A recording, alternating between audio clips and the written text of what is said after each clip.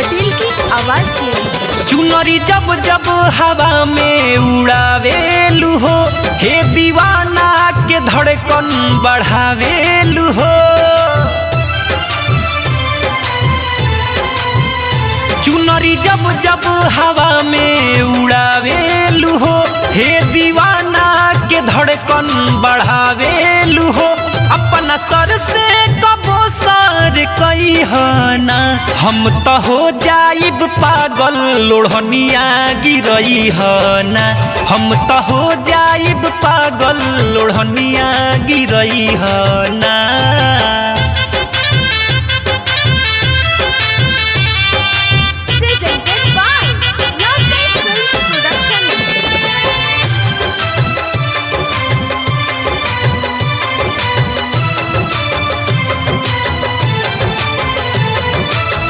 फूल के जैसन बाड़ू रानी, रूप के तोर हाय के तना बखानी।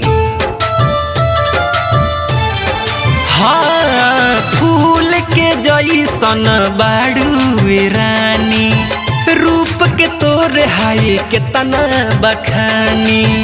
कि रही हो खिलल सही मुरझाई हना, हम तो हो जाइब पागल लोढ़निया गिरई हना। हम तो हो जाइब पागल लोढ़निया गिरई हना।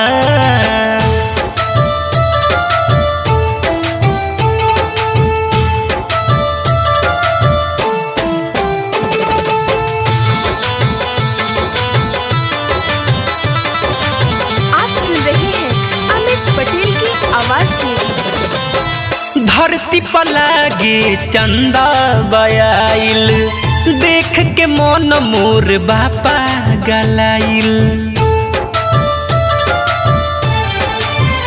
हाँ, धरती पर लागे हाय चंदा बयाइल, देख के मन मोर बापा गलाइल।